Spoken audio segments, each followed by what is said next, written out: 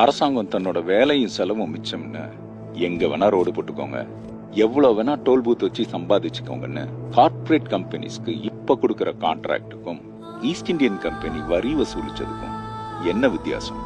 அந்த கார்ப்பரேட் கம்பெனிகளும் கடன் வாங்கி தானே செய்து அவங்களுக்கு நீங்க கொடுத்த அனுமதிகளையும் சலுகைகளையும் படிச்சு வேலை இல்லாம தவிச்சிட்டு இருக்கிற இளைஞர்களை ஒன்று சேர்த்து ஒரு கம்பெனி ஆரம்பிச்சா நீங்க சொல்ற அதே இன்வெஸ்ட்மெண்ட் பேங்க் கடன் கொடுக்குமா கொடுக்காதா?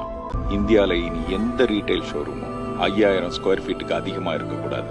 ஏன்னா பெரிய பெரிய கம்பெனிகள் எல்லாம் பணம் இருக்குங்கிற ஒரே காரணத்துக்காக தேவைக்கு அதிகமா மிகப்பெரிய ஷோரூம்களை ஆரம்பிச்சு இஷ்டத்துக்கு விற்கிறான்.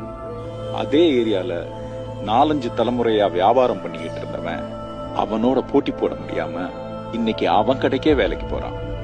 தன்னால முடிஞ்ச அளவு தொழில் பண்ணி 4-5 பேருக்கு வேலை கொடுத்து நல்லா சம்பாதிச்சு முதலாளியா வாழ்ந்துகிட்டு இருந்தவன இன்னைக்கு அடிமையாக்கி வேலைக்காரனா மாத்திட்டீங்க. எந்த கட்டுப்பாடும் கிடையாது. பணம் இருந்தா போதும், பெரிய பில்டிங் கட்டி பொருளை குவிச்சு சின்ன சின்ன வியாபாரிகளை சாகடிச்சு ஒரு தொழில 4 பேர் மட்டும் எல்லா லாபத்தையும் எடுத்துக்கிறாங்க. இவங்களுக்கு மக்கள் மேல அக்கறையே இல்ல, லாபம் மட்டும்தான் குறி. இன்னைக்கு அக்கௌண்ட் ஹேக் ஆன உடனே எல்லா பெரிய கடையும் பூட்டிட்டு போயிட்டான்.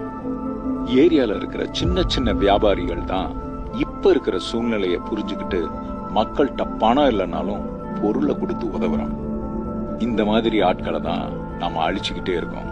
ஒவ்வொரு கடைகளுக்கும் கட்டுப்பாடுகள் இருந்ததுன்னா எல்லாரும் முயற்சி பண்ணுவான். ஆரோக்கியமான போட்டி இருக்கும், எல்லாருக்கும் லாபமும் போகும், வளர்ச்சியும் அடைவாங்க. இந்த உலகமயமாக்கல் யுகத்துல எல்லாமே தனியார் மயமாக்கப்பட்டு வர்ற காலத்துல நம்ம மக்கள் அடிமை வேலைக்காரனா மட்டும் இல்லாம முதலாளியா உட்காரணும்னா அதுக்கு சட்ட பாதுகாப்பு வேணும்.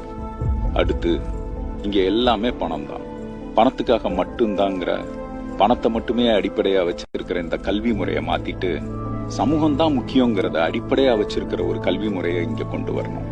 சம்பாதிக்கிறதுக்கு மட்டும்தான் கல்விங்கிறத மாத்தி நல்ல சமூகமா வாழ்றதுக்கு தான் கல்விங்கிறது வந்தாதான் அட்லீஸ்ட் 4-5 தலைமுறைக்கு அப்புறமா இங்க பணவரி இல்லாத சமூகத்து மேல அக்கறை இருக்கிற ஒரு சமுதாயம் உருவாகும். அப்பதான் லஞ்சம் ஊழல் எல்லாம் ஒழியும். இதுக்கெல்லாம் சட்டங்களை போட்டு அதை எந்த காலத்திலையும் மாற்ற முடியாதபடி கான்ஸ்டிடியூஷன்ல அமெண்ட்மெண்ட் கொண்டு வரணும்.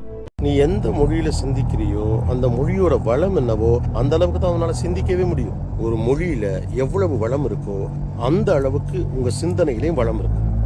எனக்கு தெரிஞ்ச வரைக்கும் தமிழ் அளவுக்கு வளமான மொழி இங்க இல்லை. அப்புறம் இன்னொரு முக்கியமான விஷயம், தமிழ்ல அடிப்படையிலேயே மேக்ஸ் இருக்கு. எண்ணும் எழுத்தும் கண்ணெனத்தகும். அதனாலதான் தமிழ் அடிப்படையா இருக்கிற திராவிட மொழி குடும்பங்கள்லேருந்து வர்றவங்களால எப்பவும் கம்ப்யூட்டர் துறையில சாதிக்க முடியுது. அதோட comparatively Tamil Nadu is equivalent to European countries in development.